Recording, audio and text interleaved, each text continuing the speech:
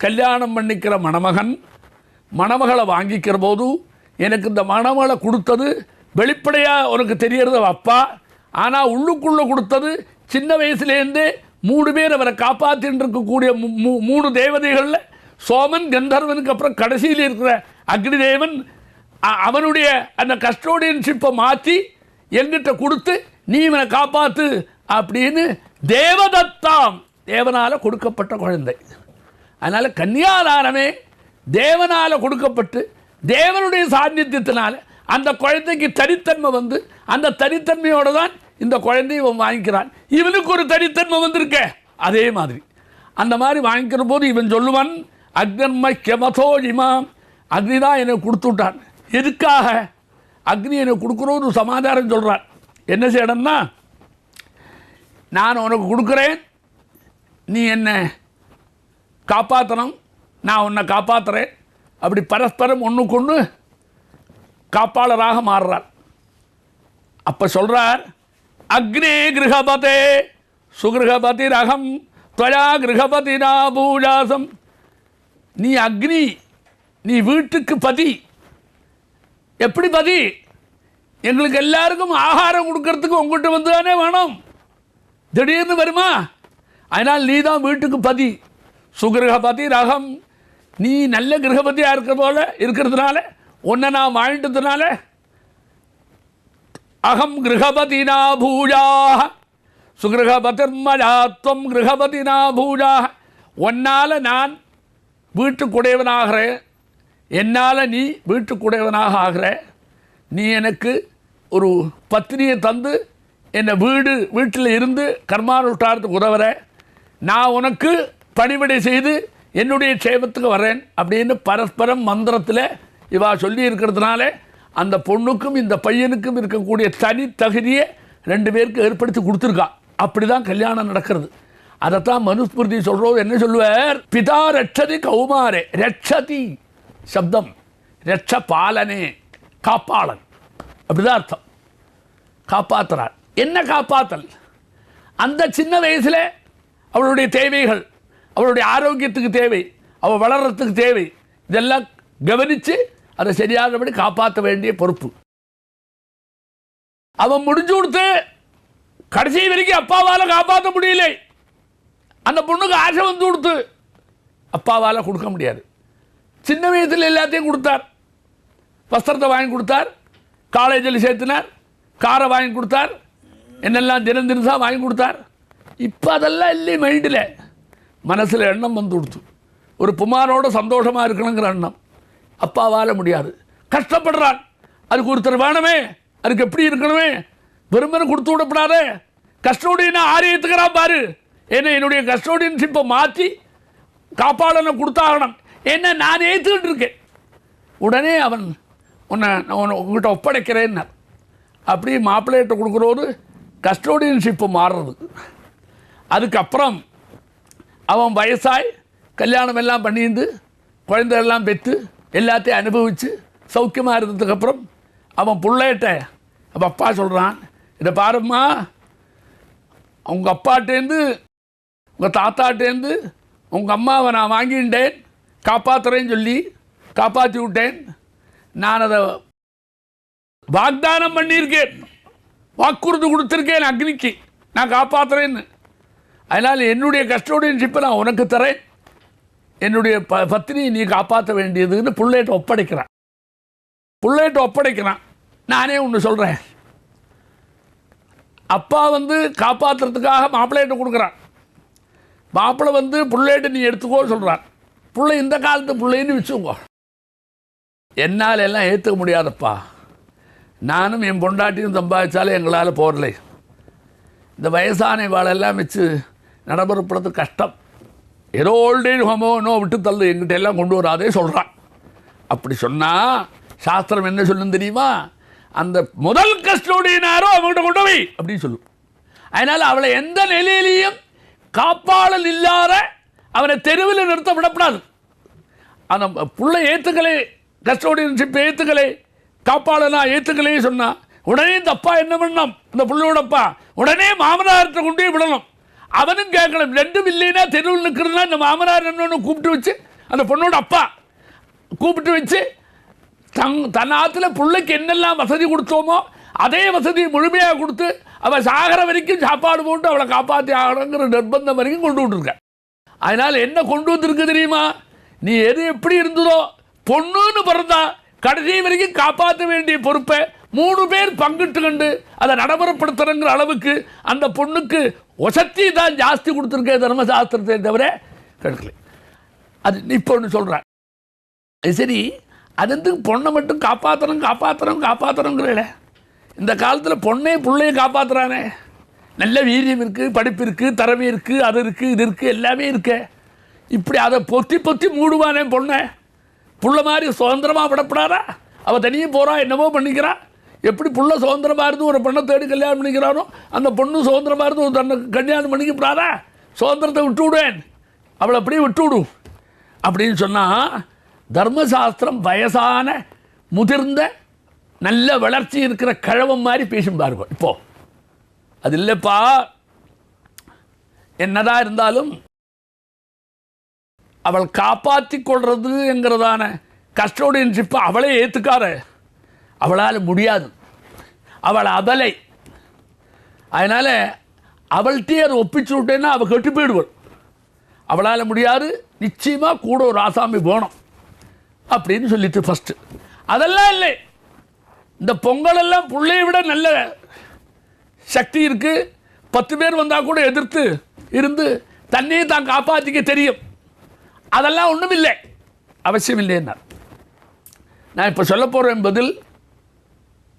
அது வந்து கொஞ்சம் கேட்கறதுக்கு ஒரு மாதிரியாக இருந்தாலும் சொல்கிறேன் பாருங்க, உண்மை அதுதான்.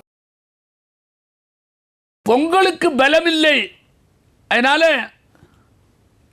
தன்னைத்தானே காப்பாற்றிக்கிற பொறுப்பை அதன் தலையில் வைக்காத.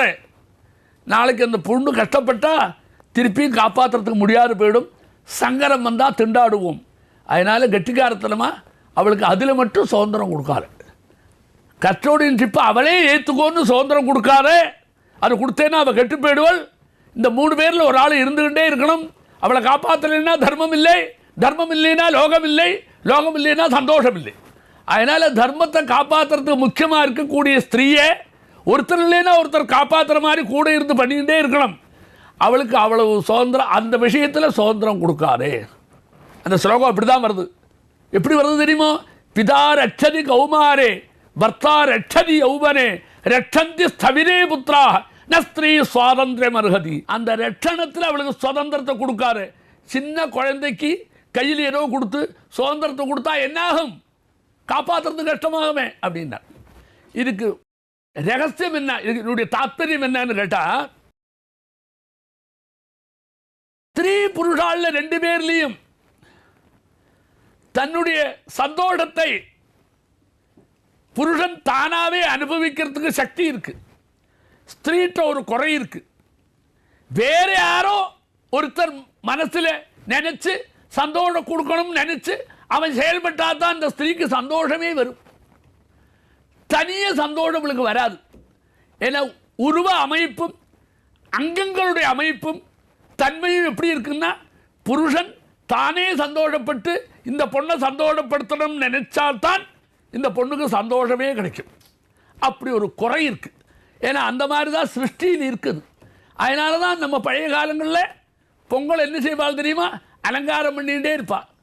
தலைக்கு எல்லா இடத்துலையும் அலங்காரத்தினால மனுஷனை ஈர்த்து அவன் மைண்டிலே இந்த குழந்தைக்கு சந்தோஷம் கொடுக்கணும்னு வேகம் வந்து அப்புறம் சந்திச்சா தான் முழு சந்தோஷம் இந்த குழந்தைக்கு கிடைக்கும். நாடகமாக இருந்தாலும் கிடைக்காது.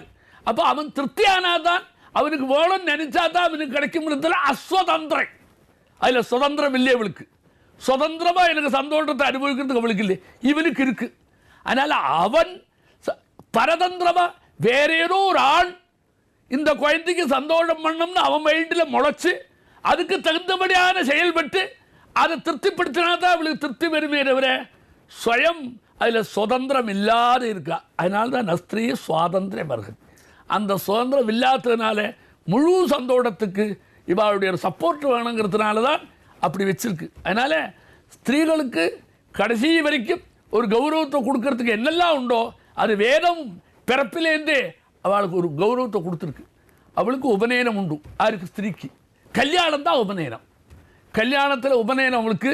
அதனால தான் அவன் என்ன பண்ணுறான், நம்ம உபநயனத்தில் என்ன பண்ணுவோம், உபநயனம்னா குருகிட்ட போகிறது.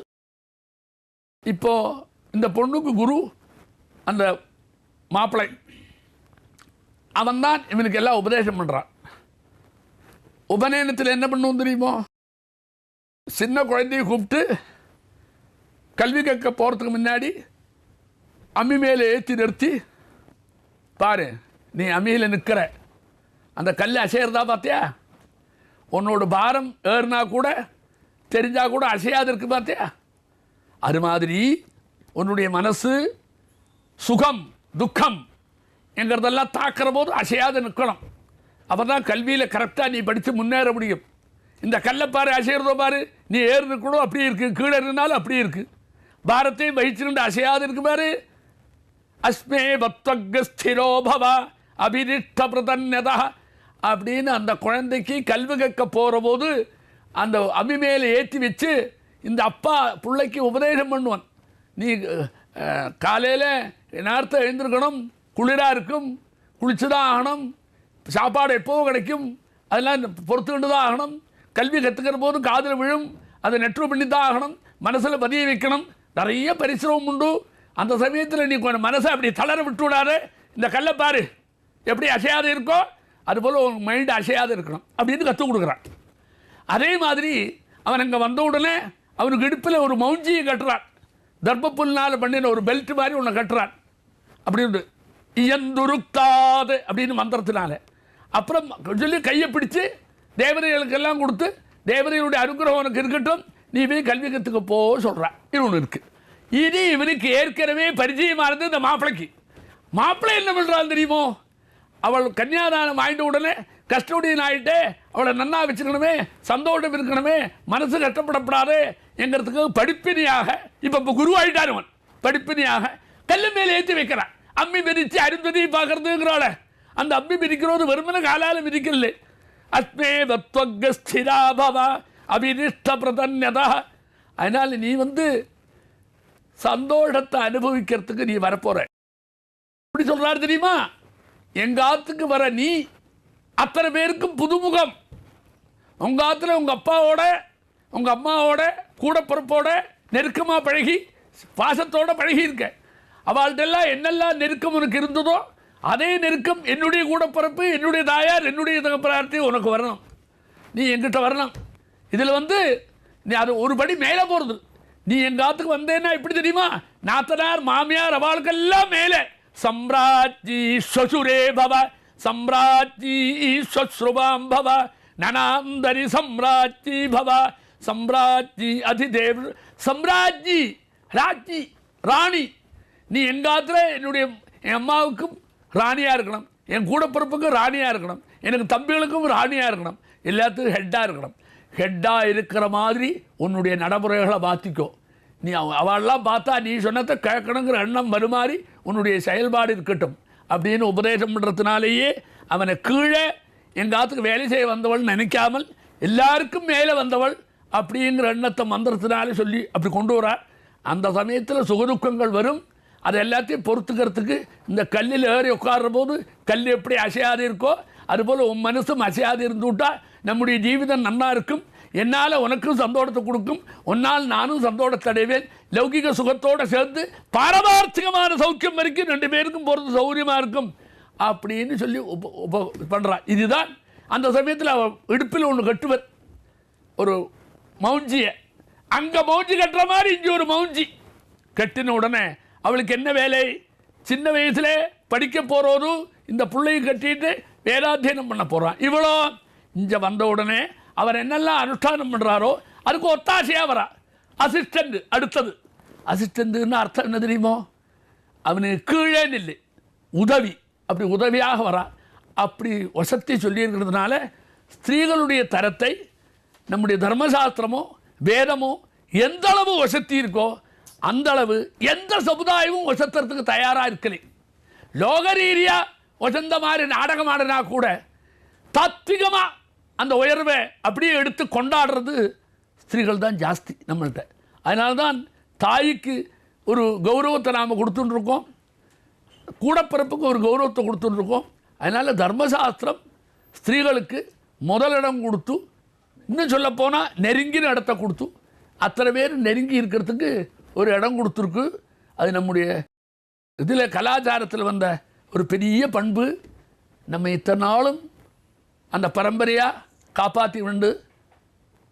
இன்றைக்கெல்லாம் நம்முடைய தனித்தன்மை, இந்தியாவினுடைய தனித்தன்மை, பாரதத்தினுடைய தனித்தன்மை என்கிறதுக்கெல்லாம் அடிப்படை மூலமாக இருக்கிறது இந்த மாதிரி இருக்கிற தத்துவங்கள் தான் தூணாக இருக்குது. அது சிதறினா தான் நாம் சிதறோம். அது சிதறாத வரைக்கும் நம்முடைய பண்பு இருக்க, அதில் தொடர்ந்து இருக்கக்கூடிய ஒரு கலாச்சாரம், அதனுடைய நம்முடைய செழிப்பான வாழ்க்கை அத்தனையும் அதில் தான் அமைஞ்சிருக்கு. அதுதான் அதுக்கு பிரதானம்.